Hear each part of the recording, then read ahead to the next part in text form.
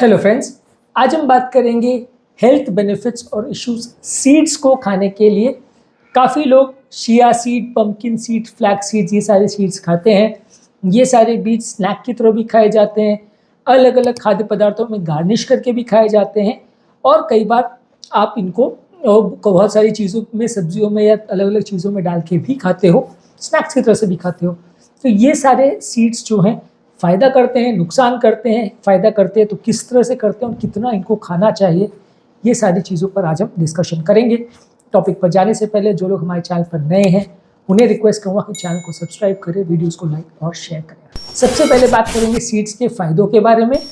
Seeds यानी ये बीज जो है, chia seed, pumpkin seeds, flax seed, ये सारे न्यूट्रिएंट डेंस होते हैं। इसमें काफ़ी ज़्यादा प्रोटीन होता है, विटामिन, मिनरल्स और हेल्दी फैट्स होता है। तो ये सारी चीज़ें जो है कंपेरेटिवली हार्ट के लिए या ओवरऑल बॉडी के लिए भी हेल्दी है।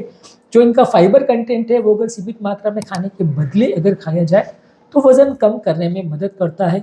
जो ओमेगा 3 फैटी एसिड्स है वो आपके कोलेस्ट्रॉल लेवल्स को कम करने में मदद करता है, एचडीएल लेवल को यानी अच्छे कोलेस्ट्रॉल को बढ़ाता है, खराब कोलेस्ट्रॉल में ट्राइग्लिसराइड्स को थोड़ा कम करता है और इसके अलावा इसमें कैल्शियम होता है और पंपकिन सीड्स वगैरह में जिंक, मैग्नीशियम और एंटीऑक्सीडेंट्स होते हैं जो कि आपकी हार्ट के लिए या ओवरऑल हेल्थ के लिए ज़रूरी है ये सारे न्यूट्रिएंट्स का होना। तो ये सीड्स जो है ये काफ़ी न्यूट्रिएंट पैक्ड चीज़ें होती है।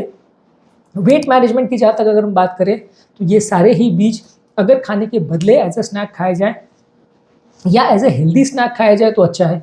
मान लीजिए आपको अगर शाम का नाश्ता करना हो और आपको भूख लग रही है, उसमें आपने समोसा कचौरी की एक प्लेट खा ली जिसमें आपको 500-700 कैलोरी आराम से मिल जाएगी, या मान लीजिए आपने एक कटोरी भर के या थोड़ा बहुत आपने सीड्स खा लिए, तो वो कंपैरेटिवली काफ़ी ज़्यादा हेल्दी स्नैक होगा। उसमें फाइबर भी होगा जो आपका पेट को भी भर देगा, आपको बार बार और ज़्यादा खाने की इच्छा भी नहीं होगी। क्योंकि कई बार फैटी फूड्स में एक बार ये भी होता है कि आपको ज़्यादा खाने की इच्छा भी होती है, आप एक के बदले दो, दो के बदले तीन भी खा लेते हो क्योंकि इससे आपका पेट नहीं भरता और घर जाके खाना भी वापस खा लेते हो क्योंकि आपका पेट नहीं भरता है।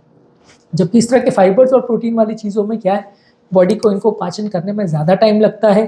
तो ये जब पेट में जाते हैं तो काफ़ी ज़्यादा चांसेस होते हैं कि आपका भूख मर जाती है, लंबे समय तक आपको भूख ना लगे ऐसा हो सकता है, आप खाना मिस कर दो ऐसा हो सकता है। जब आप खाना मिस करते हो, हाई कैलोरी वाली चीज़ें नहीं खाते हो तो वज़न कम होता है जिससे आपकी हार्ट की या ओवरऑल कार्डियोवास्कुलर हेल्थ में आपको फ़ायदा मिलता है। इसके अलावा ये आपकी ओवरऑल हार्ट की हेल्थ के लिए भी अच्छे हैं। इसमें ओमेगा 3 फैटी एसिड्स और अनसैचुरेटेड फैट्स होते हैं जो कि ब्लड कोलेस्ट्रॉल लेवल्स को कम करते हैं और ओवरऑल बॉडी की हेल्थ के लिए, हार्ट की हेल्थ के लिए अच्छे हैं। इसके अलावा ये डायबिटिक पेशेंट्स के लिए भी अच्छे हैं क्योंकि ये शुगर को कम करते हैं। इनको ज़्यादा मात्रा में लेने से ये सारी चीज़ों का ग्लाइसेमिक इंडेक्स कम होता है। ये आपके शुगर वैल्यूज़ को नहीं बढ़ाते हैं, इनको आप रेगुलर लेते हैं, खाने के बदले लेते हैं तो ये आपका पेट भी भरा रखते हैं और आपको भूख भी ज़्यादा नहीं लगती है, आपका ब्लड प्रेशर भी कम होता है, कोलेस्ट्रॉल भी कम होता है, शुगर भी कम होता है, वज़न भी ज़्यादा नहीं बढ़ता है। तो ओवरऑल अच्छी प्रोडक्ट्स माने जाते हैं। डाइजेशन की अगर हम बात करें तो ये सारे खाद्य पदार्थ डाइजेशन के हिसाब से भी अच्छे हैं। ये आपके डाइजेशन को भी इम्प्रूवाइज़ करते हैं क्योंकि इसमें फाइबर कंटेंट अच्छा होता है। तो आप जिनको अपच का प्रॉब्लम है उनके लिए अच्छे हैं और जिनको कॉन्स्टिपेशन का प्रॉब्लम है तो फाइबर ज़्यादा होने की वजह से आपका कॉन्स्टिपेशन कम हो जाता है। लेकिन हाँ, किसी को अगर ब्लोटिंग या गैस का प्रॉब्लम है तो ये चीज़ें फिर उतना अच्छी नहीं होती, थोड़ा सा ब्लोटिंग या गैस को बढ़ा भी सकता है। इसके अलावा इनमें एंटीऑक्सीडेंट्स होते हैं जो कि बॉडी के सूजन या इन्फ्लेमेशन को कम करते हैं। इससे क्रॉनिक डिजीजेज जो सूजन से रिलेटेड होती है वो कम कंपेरेटिवली हो जाती हैं। इन्फ्लेमेशन बॉडी में कैंसर भी बढ़ाता है, अल्जाइमर डिजीज़ जो कि याददाश्त से रिलेटेड एक ब्रेन की प्रॉब्लम है उसको भी बढ़ाता है और कई तरह के arthritis, heart attacks, cancer, stroke, ये सारी चीज़ें बॉडी में इन्फ्लेमेशन या सूजन से रिलेटेड होते हैं। काफ़ी स्टडीज़ ने ऐसा शो किया है कि कार्डियोवास्कुलर प्रॉब्लम्स भी जिन लोग की बॉडी में इन्फ्लेमेशन ज़्यादा होता है उनको ज़्यादा होता है। इसीलिए ये सारी चीज़ों में जो एंटीऑक्सीडेंट्स होते हैं वो बॉडी के इन्फ्लेमेशन और सूजन को कम करते हैं, तो इसलिए आपके बॉडी में इस तरह की प्रॉब्लम्स कम होती हैं। ये सीड्स का एक और अच्छा फ़ायदा ये है कि काफ़ी वर्सेटाइल होते हैं। अलग अलग तरह के खाद्य पदार्थों में, अलग अलग तरह के सैलड, स्मूदीज़, बेक्ड प्रोडक्ट्स में, डिशेस में आप इनका प्रयोग कर सकते हैं। ये खाने को एक अलग तरह का टेस्ट भी देते हैं और अपनी पौष्टिकता की वजह से खाने को ज़्यादा न्यूट्रिशियस भी बनाते हैं। तो ये इनकी वर्सेटैलिटी जो है कि ये अलग अलग चीज़ों में मिक्स हो जाते हैं, वो इन्हें काफ़ी हेल्दी और पौष्टिक बनाता है। अब बात करते हैं इसके नेगेटिव पॉइंट्स या नुकसान क्या हैं। कुछ लोगों को अलग अलग तरह के सीड से एलर्जी हो सकती है। अगर किसी को सीड एलर्जी है और वो इनको ज़्यादा मात्रा में लेता है तो एलर्जी माइल्ड भी हो सकती है, सीवियर भी हो सकती है, जिससे उनको थोड़ा हेल्थ प्रॉब्लम हो सकता है। इसके अलावा कुछ लोगों को सीड्स ज़्यादा खाने से ब्लोटिंग और गैस का प्रॉब्लम हो सकता है ज़्यादा मात्रा में सीड खाने से, क्योंकि इसमें फाइबर होता है। फाइबर पेट में इतना इजीली पचाया नहीं जा सकता है, इसलिए गैस का प्रॉब्लम बढ़ जाता है।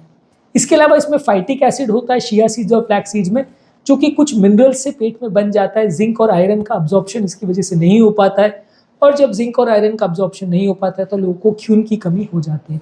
तो ज़्यादा मात्रा में अगर आप इसको लेंगे तो खून की कमी होने का चांस बढ़ जाता है, क्योंकि ये फाइटिक एसिड जो है कई बार आपके पेट में जो नॉर्मल मिनरल्स हैं उनका जो अब्जॉर्प्शन पैटर्न है उसको खराब कर देता है। इसके अलावा ये सारे जो बीज हैं इसमें कई तरह के कंटैमिनेशन होने का चांस है, जो कि किसी भी तरह के प्लांट प्रोडक्ट में हो सकता है। कहाँ पे ये बीजों को या इनके पेड़ों को उगाया गया है, वहाँ वातावरण में कैसे हेवी मेटल्स हैं, कैसे टॉक्सिन्स हैं, कैसे इंसेक्टिसाइड और पेस्टिसाइड इन पर छिड़के गए हैं, वो सारी चीज़ें ये सारे बीजों में भी आ जाते हैं। और जब हम इनको खाते हैं, इनफैक्ट हम बहुत अच्छी तरह से साफ करके या पका कर भी खाते हैं, तो भी ये सारी चीज़ें आपका थोड़ा बहुत अंश छोड़ ही देती है खाद्य पदार्थों में, और ये जब बॉडी के अंदर जाता है तो अलग अलग तरह के कैंसर और प्रॉब्लम्स क्रिएट करता है। तो इसलिए नेचुरल चीज़ें वैसे तो अच्छी हैं, लेकिन आज के ज़माने में जहाँ नेचुरल चीज़ें कंटामिनेट बहुत इजीली हो जाती हैं, बहुत सारे लोग अपने अलग अलग गेन्स की वजह से एक ही पर्सपेक्टिव को सोचते हैं कि मेरा पौधा बचना चाहिए, मेरे ईल्ड बढ़नी चाहिए, किसान को प्रॉफिट होना चाहिए, स्टेट का एक्सपोर्ट बढ़ना चाहिए, लेकिन वो ये भूल जाते हैं कि ये जब चीज़ें पेट में जाएंगी तो कैसा नुकसान करेंगे। ऑब्वियसली ऑर्गेनिक चीज़ें इस मामले में काफ़ी अच्छी हैं कि ऑर्गेनिक चीज़ें कंपेरेटिवली उसमें इंसेक्टिसाइड पेस्टिसाइड नहीं होता तो वो पेट के लिए ज़्यादा अच्छी हैं, लेकिन वो उतना ईल्ड भी नहीं होता, पौधे में अलग तरह के कीड़े वगैरह भी लग जाते हैं, उसमें उल्टा जो पौधों में जो उपज है वो कम हो जाती है, तो किसानों को लॉस होता है, इकोनॉमी को लॉस होता है, तो इसलिए कंट्रीज उसको फेवर नहीं करती।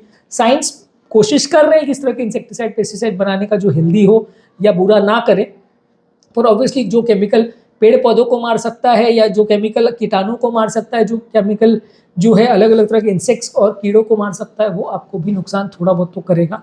हाँ, कॉन्सेंट्रेशन जो बॉडी में जाएगा वो थोड़ा कम होगा, लेकिन जब लंबे समय तक आप इनको खाओगे तो फिर नुकसान बढ़ेगा। इसके अलावा सीड्स को अगर लंबे समय तक आप बेक और रोस्ट करते हो हाई टेम्परेचर में, तो एक्रिलेमाइड करके एक सब्सटेंस बनता है जो कि जानवरों में कैंसर करता हुआ पाया गया है, ह्यूमंस में भी कर सकता है। तो इसलिए ये ज़्यादा हाई टेम्परेचर पे जब इनको रोस्ट या बेक किया जाता है तो ये हार्मफुल प्रोडक्ट बना सकते हैं, जो कि हेल्थ के लिए उतना अच्छा नहीं है। इसके अलावा सीड्स में एक ऑक्जेलेट कंटेंट होता है, पंपकिन और सिसैम सीड्स में ये ऑक्जेलेट काफ़ी भरा हुआ होता है, और ये ऑक्जेलेट जो है किडनी में पथरी कर सकता है। यदि इन सीड्स को हम ज़्यादा मात्रा में लेते हैं तो किडनी में पथरी होने के चांसेस कंपैरेटिवली बढ़ जाते हैं। तो जिन लोगों को भी पथरी का प्रॉब्लम है या किडनी रिलेटेड प्रॉब्लम है, उनको ये सीड ज़्यादा मात्रा में नहीं खाने चाहिए, नहीं तो पथरी का प्रॉब्लम बढ़ जाएगा। और ऑक्जेलेट पथरी सबसे कॉमन टाइप की पथरी होती है जो ज़्यादातर लोगों में देखी जाती है, तो अगर किडनी में पथरी का प्रॉब्लम है तो सीड खाने से बढ़ सकता है। तो आज के टॉपिक में हमने बात करी सीड्स खाने के फ़ायदे और नुकसान के बारे में। हमारा फाइनल वर्डिक्ट ये है कि सावधानीपूर्वक यदि हम इनको खाते हैं और सीमित मात्रा में खाते हैं तो फ़ायदा करता है, बहुत ज़्यादा मात्रा में जब हम खाने लगते हैं तो नुकसान भी कर सकता है, खासकर जो सीड्स में कंटैमिनेशन का चांस ज़्यादा है, ऐसी जगह से आए हैं जहाँ पर आपका कोई वातावरण का कंट्रोल नहीं है, जहाँ इंसेक्टिसाइड और कीटनाशक बहुत ज़्यादा छिड़के गए हैं, वहाँ पे आपको ये नुकसान भी कर सकते हैं। पर अदरवाइज ये ओवरऑल अगर हम सिर्फ प्रोडक्ट की बात करें तो ये हेल्दी चीज़ है। अब एनवायरमेंटल कंटामिनेंट्स और टॉक्सिन्स का तो अब ज़्यादा कुछ नहीं कर सकते। उम्मीद करूँगा कि आज के टॉपिक में कुछ नई बात जानने को मिली होगी। जो लोग हमारे चैनल पर नए हैं उन्हें रिक्वेस्ट करूँगा कि चैनल को सब्सक्राइब करें, वीडियोज़ को लाइक और शेयर करें।